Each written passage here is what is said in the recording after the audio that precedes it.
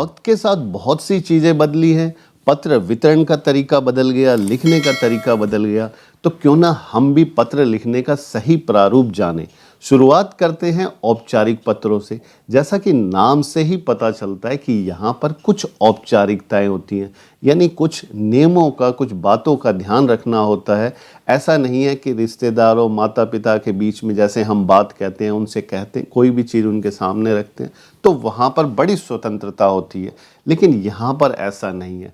यहाँ पर जैसे कार्यालय, स्कूल, बैंक, पोस्ट ऑफिस, बहुत सी जगह हैं जहाँ पर अगर हम नियमों से ना चले तो हमें दिक्कत हो सकती है। तो देखते हैं इनका प्रारूप कैसा होता है। सबसे पहले जो पत्र लिखने वाला है वो अपना पता लिखेगा। प्रश्न में अगर आपका पता दिया हुआ है तो आप वही पता लिखें। अगर नहीं दे रखा तो आप परीक्षा भवन, नई दिल्ली, इस तरह से लिख सकते हैं। उसके बाद आएगी दिनांक, फिर सेवा में, और उसके बाद पद, यानी किस पद को आप पत्र लिख रहे हैं, जैसे प्रधानाचार्य, प्रबंधक, थाना अध्यक्ष, कोई भी। इसके बाद कि वो किस कार्यालय में उसने पद प्राप्त कर रखा है। जैसे प्रधानाचार्य है तो यहाँ पर विद्यालय का नाम आएगा। उसके बाद उस संस्था या कार्यालय का पूरा पता आएगा। इसके बाद विषय। विषय बहुत ही महत्वपूर्ण है। ये छोटा होना चाहिए और इससे स्पष्ट होना चाहिए कि आप क्या चाहते हैं। अब बहुत से बच्चे पत्र लिखते समय यहाँ पर कुछ गलतियाँ कर देते हैं, जिससे शुरू में ही टीचर के सामने आपका गलत इंप्रेशन चला जाता है और आगे आपने कितना भी अच्छा क्यों ना लिखा हो तो वहाँ पर आपके कम अंक आते हैं। तो इस बात का ध्यान रखें कि विषय सही तरीके से लिखा गया हो। इसके बारे में हम आगे थोड़ी देर में जानेंगे। इसके बाद संबोधन, जिसे आप पत्र लिख रहे हैं, महोदय या महोदया, कोई शब्द प्रयोग कर सकते हैं। इसके बाद आप अपनी पूरी बात सामने रखें।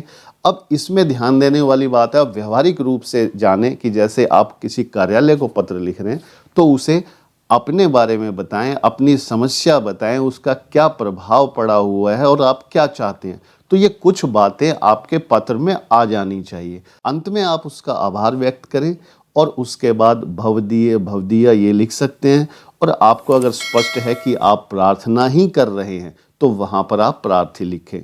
प्रार्थी बहुत सी जगह लिखा जा सकता है। प्रश्न में अगर आपका नाम दिया हुआ है तो आप वही नाम लिखें, नहीं तो आप अपनी तरफ से किन्हीं भी वर्णों से अपना नाम लिख सकते हैं। ध्यान रहे इसमें वास्तविक नाम आपने नहीं लिखा। नवीनतम मार्किंग स्कीम के अनुसार आरंभ और अंत के कुछ औपचारिकताओं के लिए 1 अंक निर्धारित किया गया है। बीच की विषय वस्तु के लिए 3 अंक और 1 अंक आपकी जो भाषा की अशुद्धियाँ, शुद्धियाँ हैं उसके लिए प्रयोग किया गया है। तो ध्यान रहे आप सारी चीज़ों का ध्यान रखेंगे तो आप 5 अंक प्राप्त कर सकते हैं। अब जब बात भाषा की आती है तो कुछ शब्दों का हमें स्पष्ट ज्ञान होना चाहिए। जैसे कृपया, बहुत से बच्चे इसको आधा प लिख देते हैं। दूसरा स्वीकृति, अनुमति, ये सब शब्द हैं जो आपको आने चाहिए। तो इनका आप अभ्यास कर लें ताकि आपसे कोई गलती ना हो।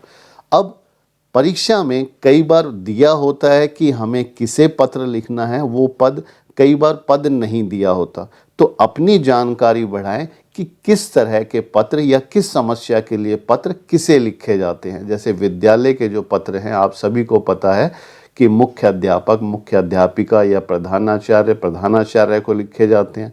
समाचार पत्र, पत्रिका के जो पत्र हैं वो संपादक को लिखे जाते हैं। ऐसे ही बैंक आदि के प्रबंधक और शाखा प्रबंधक को।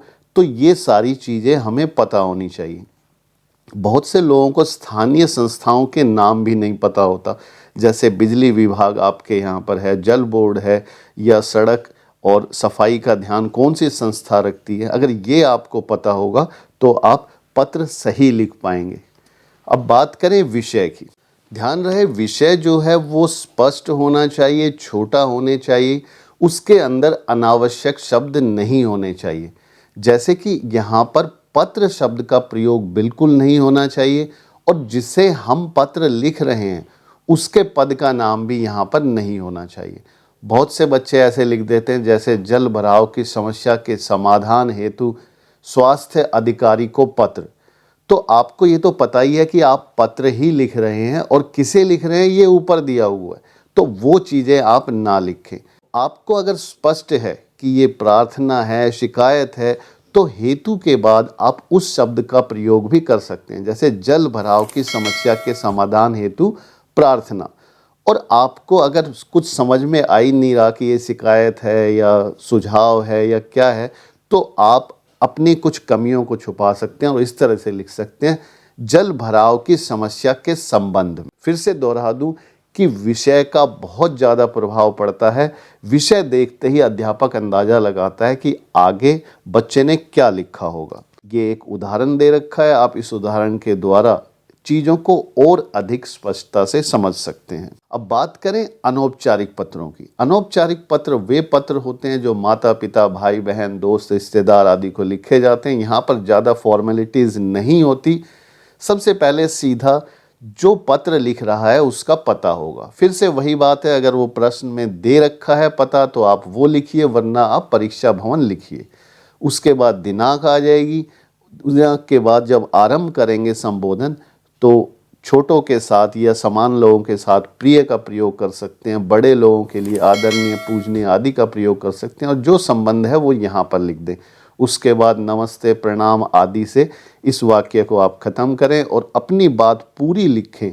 आखिरी में तुम्हारा या आपका, अगर आपने इसके बाद लिख दिया कि तुम्हारा मित्र या आपका बेटा तो भी ठीक है, लेकिन अगर नहीं भी लिखेंगे तो भी ये चीज़ मान ली जाती है कि आपकी घनिष्ठता इतनी ज़्यादा है कि वो पत्र में स्पष्ट है। अंत में फिर से वही क ख ग, ये एक उदाहरण दे रखा है। इस उदाहरण से आपको चीज़ें स्पष्ट हो जाएंगी। उम्मीद करता हूँ पत्र के प्रारूप संबंधी बहुत से आपके प्रश्नों के जवाब आपको मिल गए होंगे। जल्द ही मिलते हैं एक नए वीडियो के साथ। बहुत बहुत धन्यवाद।